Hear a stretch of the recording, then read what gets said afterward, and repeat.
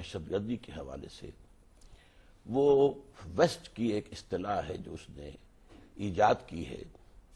عالم اسلام میں جو ریئیکشن ہے ان کی زیادتیوں کے خلاف، ان کے مظالم کے خلاف، اس ریئیکشن کو در حقیقت انہوں نے ٹائٹل یہ دے دیا ہے. اچھا. اور اس حوالے سے وہ پھر اور ساتھ اس کو براڈ کرتے ہیں کہ جو کوئی بھی اسلام کو ایک نظام کا نام دے، جو کوئی بھی نظام خلافت کی بات کرے، جو کوئی بھی اسلامی حکومت قائم کرنے کا نام لے، وہ دہشت گرد ہے اور وہ ہمارا جو ہے ہدف ہے، ہم ان کو ختم کر کے رہیں گے. تو یہ تو معاملہ اصل میں وہی ہے جس کو کہ اقبال نے کہا ہے کہ ستیزہ کار رہا ہے ازل سے تا امروز، چراغ مصطفی سے شراغ گلابی.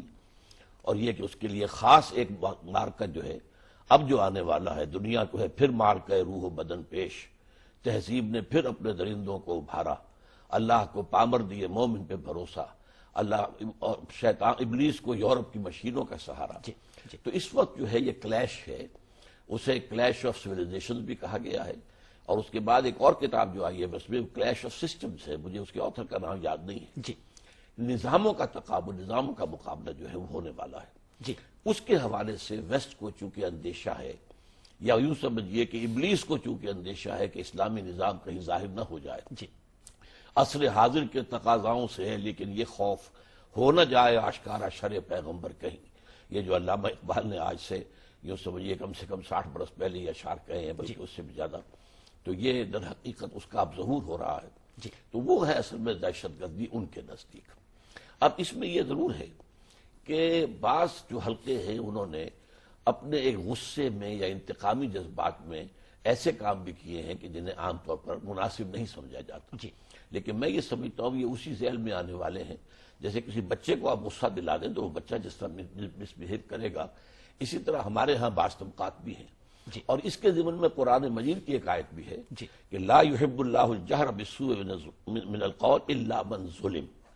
اللہ تعالیٰ کو بری بات کا زبان سے نکالا جانا پسند نہیں ہے مگر یہ کہ کسی پر ظلم ہوا ہو. تو مظلوموں کی طرف سے اگر کوئی ان کے رد عمل کے اندر کہیں کوئی شدت پسندی بھی آ جائے تو میرے نزدیک وہ کنڈون کیے جانے کے قابل ہے. 14 برس امریکہ افغانستان کے معاملات سے بالکل لا تعلق رہا، پھر ہم کیسے کہہ سکتے ہیں کہ اگر امریکہ یہاں آیا ہے تو وہ بن لادن اور القاعدہ کے پیچھے نہیں آیا بلکہ اس کے اپنے ڈیزائنز ہیں اور ان کی وجہ سے وہ امریکہ یہاں آیا ہے؟ جی میں آپ سے عرض کرتا ہوں امریکہ کیوں آیا ہے. جب اس نے دیکھا کہ ان کا خیال یہ تھا کہ یہ مولوی ملاٹے جو ہیں ان کو طالبان کو تو امریکہ نے مدد کی تھی ان کی، اور یہاں سے بے نظیر حکومت نے ان کو کی مدد کی تھی. اس کا وزیر جو تھا وہ فرت اللہ بابر کیا نام تھا اس نے مدد کی تھی. وہ یہ سمجھتے تھے کہ یہ مولوی ملاٹے ہیں، انہیں ہم جس طرح چاہیں گے استعمال کر لیں گے. لیکن جب انہوں نے دیکھا کہ انہوں نے تو نظم قائم کر دی، افغانستان میں 85% 90% ایریا میں امن، ایبسولوٹ امن، اور ایک حکم کے اوپر وہاں پر پاپی کی کاشت زیرو ہو گئی. اور اس کے بعد جو اثرات ظاہر ہونے شروع ہوئے تو اب انہیں خطرہ ہوا کہ اسلام ایک نظام کی حیثیت سے یہاں ابھر سکتا ہے. اور یہی وہ شے ہے کہ عصر حاضر کے تقاضاؤں سے ہے، لیکن یہ خوف ہو نہ جائے آشکارا شر پیغمبر کہیں.